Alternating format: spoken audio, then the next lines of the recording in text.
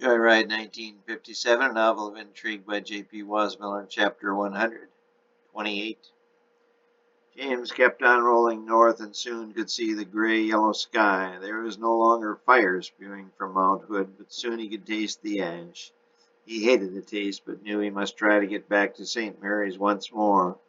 Soon he was on the outskirts of the city, and when he was finally within a couple of miles, the Cadillac started to cough and sputter.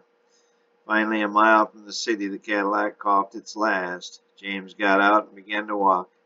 He used his kerchief to cover his mouth and nose as he sloshed through a couple inches of ash covering the whole city. Rebecca and the German had by now given up and turned back south. James slogged north and within 20 minutes had reached downtown. It had been full of people, but was now a ghost town. There was no one outside in this toxic air.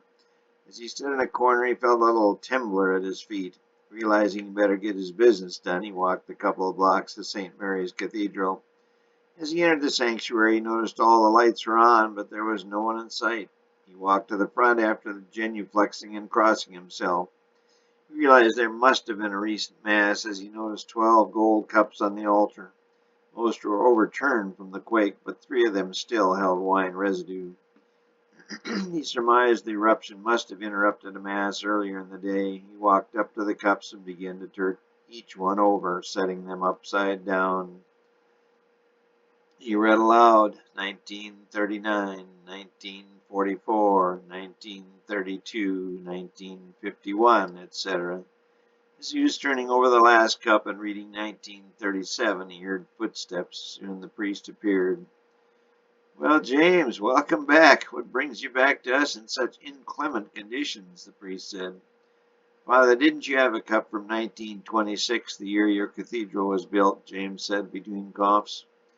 "I don't remember. We may have, but they are sent out for cleaning every day after each Mass. I think our earliest was maybe 1930. We didn't have much here during or after the stock market crash. Much was stolen," the priest said. "Father, I mean no disrespect, but I was sure you showed me one from 1926, James pushed. "I don't think so, but if you like, come into the back room." He led James into the back room where the cups were stored. The priest and James looked at the bottom of another 50 or so cups, but none had a date earlier than 1930. "Sorry, James, this is all we have." "You said some were sent out for cleaning?"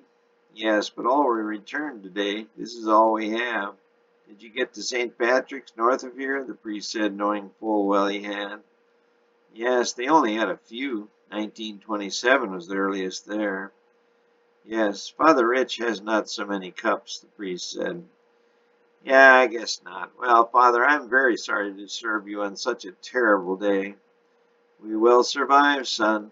I hope you will be safe and successful in your research." "Thank you, Father," James said. He bowed and crossed himself, turned and walked back out into the ash-covered ghost town known as the City of Roses. This day in the city of Portland, Oregon would be remembered as the greatest disaster in the history of the Northwest United States. Portland was covered in a thick layer of ash which was growing. The twin eruptions of Mount Hood and Mount St. Helens generated an earthquake measuring 5.4 on the Richter scale. The quake alone caused extensive damage, but was not severe enough to level any large structures. However, traffic in the city itself were at a standstill. As it was a weekday, the quagmire of people was enormous.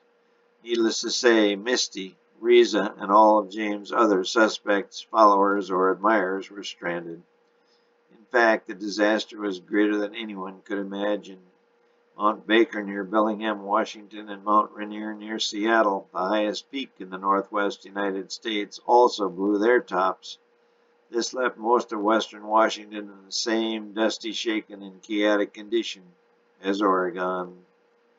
Save for Rebecca, the Israeli, and the German who were headed south, all were stranded in the City of Roses, or the City of Ashes, as the newspapers would now refer to it. Misty, the twins, the Russian, Veronica, and the Times reporter would be stranded through the weekend at least.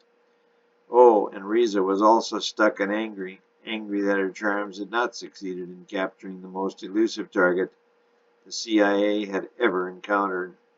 This unprecedented calamity had given James another head start.